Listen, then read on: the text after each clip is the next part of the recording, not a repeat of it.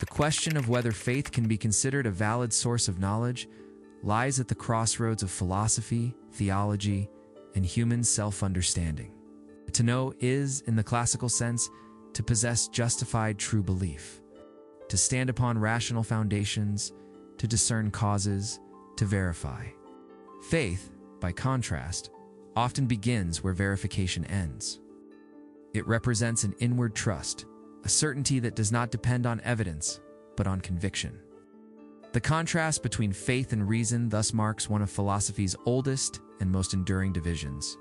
For centuries, thinkers have wrestled with whether these two faculties, reason and faith, oppose, complement, or transcend one another.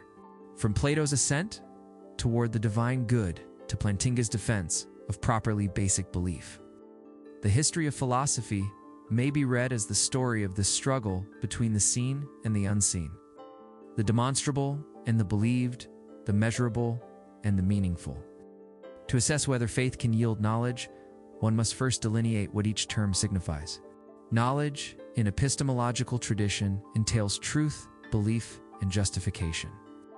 It presupposes evidence, coherence, and verifiability, attributes linked to reason and experience. Faith, however, is belief without or beyond evidence.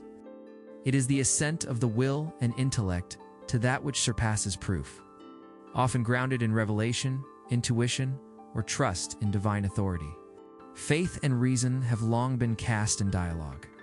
Reason says, "I will believe when I see." Faith replies, "I believe so that I may see." The distinction is not merely epistemic, but existential. Knowledge seeks control and comprehension, while faith involves surrender and commitment. Their tension thus reflects two modes of human orientation toward truth, analytic and participatory. In the ancient world, faith and reason were not yet estranged. Greek philosophy emerged within a religious cosmos, and its earliest inquiries sought to rationalize mythic intuitions about order, destiny, and divinity. Plato envisioned an ascent from sensory illusion to the eternal forms, immutable realities accessible through intellectual contemplation. The supreme form of the good served as a quasi-divine principle, illuminating all understanding. Reason, in this view, was itself an act of spiritual ascent, the soul's recollection of its divine origins. Faith, if implicit, resided in the conviction that the rational path indeed leads to truth beyond appearance. Aristotle, more empirical, yet no less metaphysical, posited the unmoved mover as pure actuality, the ultimate cause of motion and thought. God, for Aristotle, is not the object of blind belief, but of rational necessity, thought, thinking itself. Even here, faith is not opposition but aspiration, the intellect's trust in the intelligibility of being. Among the Stoics, divine reason logos permeated all reality. To live in accordance with reason was to live in harmony with God. Faith thus became rational trust in cosmic order. The Epicureans, conversely, rejected divine involvement, seeing faith in gods as a psychological illusion. Knowledge for them arose through empirical observation and logic. Between these poles, divine rationalism and empirical naturalism. Philosophy first articulated its enduring questions. Is knowledge grounded in revelation or in perception? Is the cosmos divinely ordered or self-sufficient? The emergence of monotheism transformed these questions. The divine became not a principle, but a person, a self-revealing being who enters history. St. Paul articulated this duality. On one hand, he affirmed that God's existence is evident to reason through creation. On the other, he declared that divine truth surpasses human wisdom. The world did not know God through wisdom. Thus, faith became not ignorance, but transcendence, an ascent beyond the horizon of rational comprehension. Augustine deepened this synthesis. For him, faith was not blind assent, but the precondition for understanding. I believe in order to understand, he wrote. Faith opens the heart to illumination. Reason interprets what is thereby seen. Reason without faith is empty. Faith without reason is shallow. Augustine's view rendered knowledge relational rather than merely propositional, to know God was not to analyze, but to love. The Middle Ages sought harmony between revelation and philosophy. Within the cathedrals and universities of Europe, thinkers strove to reconcile Aristotle's logic with Christian theology. Anselm of Canterbury expressed this union in the phrase, fides quaerens intellectum, faith-seeking understanding. His ontological argument exemplifies rational devotion, belief stimulating intellectual inquiry. In the Islamic and Jewish worlds, Avicenna, Averroes, and Maimonides similarly pursued concord. Avicenna viewed philosophy as unveiling the rationality of divine creation. Averroes saw in reason the confirmation of revelation. Maimonides emphasized apophatic humility, that we may know not what God is, but what he is not. Thomas Aquinas then offered the grand synthesis. He distinguished truths accessible to reason from those accessible only by faith. Both, however, emanated from the same divine source. Faith perfects reason by extending its reach. Reason purifies faith by guarding it from fanaticism. For Aquinas, faith and reason are two lights cast upon the same reality. The scientific revolution shattered this harmony. Empirical observation supplanted theological interpretation as the measure of truth. David Hume grounded knowledge in sensory experience, denying that reason can demonstrate divine existence. Faith, he argued, though psychologically comprehensible, is epistemically void, belief without evidence. Immanuel Kant sought to salvage faith by redefining its domain. While the existence of God cannot be proven, it must be postulated as a moral necessity. Faith thus became practical reason, a rational trust required to preserve ethical coherence. No longer an epistemic claim about reality, it became a moral orientation toward it. The Enlightenment thereby redrew the map of human knowledge. Faith was confined to subjectivity, while reason claimed objectivity. The ancient synthesis fractured into two autonomous realms, science and religion. In the 19th and 20th centuries, philosophy revisited this division. Kierkegaard redefined faith as a leap, not irrational, but superrational, a courageous embrace of meaning where reason falters. Truth for him is subjective. It resides in the existential act of commitment. Logical positivists in the early 20th century, by contrast, declared faith meaningless under their verification principle. Ajat Ayer and Antony Flew argued that statements about God lack empirical content and thus fail to qualify as knowledge.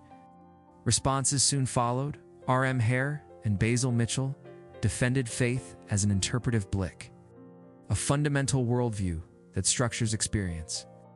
While Ludwig Wittgenstein framed religious language as a language game, meaningful within its own form of life, though inaccessible to external criteria, John Hick introduced a nuanced distinction between fides intellectual assent and fiducia trustful commitment, portraying faith as an experiential response to moral and spiritual reality rather than an inferential conclusion. Sally McFague extended this metaphorical turn, treating theological statements as imaginative frameworks, not literal claims, but lenses through which human experience gains coherence. In philosophical theology, Karl Barth denied the autonomy of reason, asserting that revelation is self-authenticating and independent of human cognition. Karl Rahner, however, sought compatibility. All humans possess a supernatural existential, an intrinsic capacity for divine encounter. Paul Tillich conceived faith as orientation toward ultimate concern, the existential response to the threat of non-being. Parallel to these theological developments, Alvin Plantinga's Reformed Epistemology revitalized the defense of faith as properly basic, a belief justified by reliable cognitive faculties such as the sensus divinitatis rather than inferential proof. Critics, however, noted that such faculties themselves lack independent verification and that naturalistic explanations of religious experience remain equally plausible. Charles Taylor later framed this debate within cultural history. Modern secularism, he argued, confines meaning to exclusive humanism, whereas faith reopens the transcendent horizon, grounding moral depth and existential significance in a vision beyond material success. A persistent question concerns whether religious belief can meet ordinary epistemic standards. Miracles traditionally invoked to authenticate revelation face formidable, evidential challenges. As Hume observed, Identifying a miracle requires exhaustive knowledge of natural laws, an impossible demand. Even if one accepts the possibility of miracles, verifying divine causation entails assessing testimony, motive, and credibility, all through natural reasoning. The epistemic status of testimony itself is complex. Reductionists claim that credibility must rest on empirical reliability. Anti-reductionists argue that much of human knowledge presupposes trust, and even this trust, linguistic or social, constitutes a kind of faith in shared rationality. In this light, the believer's faith may not differ categorically from the scientist's confidence in the consistency of nature. William James offered a pragmatic reconciliation. Faith may function as a precursor to knowledge. Just as friendship requires initial trust to be verified, faith may position the believer to encounter evidence otherwise inaccessible. However, this stance risks bias, for expectation can shape perception, transforming ambiguous events into perceived confirmation. Mystical experiences further complicate the matter. They often yield profound conviction, but lack intersubjective verification and exhibit striking cultural variability. The many contenders' objection notes that experiences across religious traditions cannot all be true in their propositional content, even if they share transformative power. Hence, while such experiences carry existential significance, they rarely meet epistemic universality. Prophecy, too, demands rigorous criteria: specificity, independence, non-self-fulfillment, and historical verification.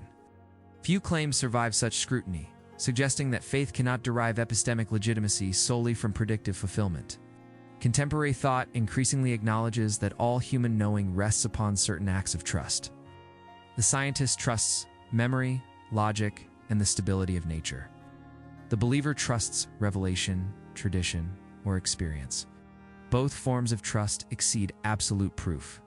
Faith, therefore, may not constitute knowledge in the strict analytic sense, but it functions as an epistemic orientation, a mode of apprehending meaning that complements rational inquiry. It supplies existential and moral insight where reason alone remains silent. Faith is not irrational, but irrational, operating in a domain where empirical methods cannot adjudicate value, purpose, or transcendence.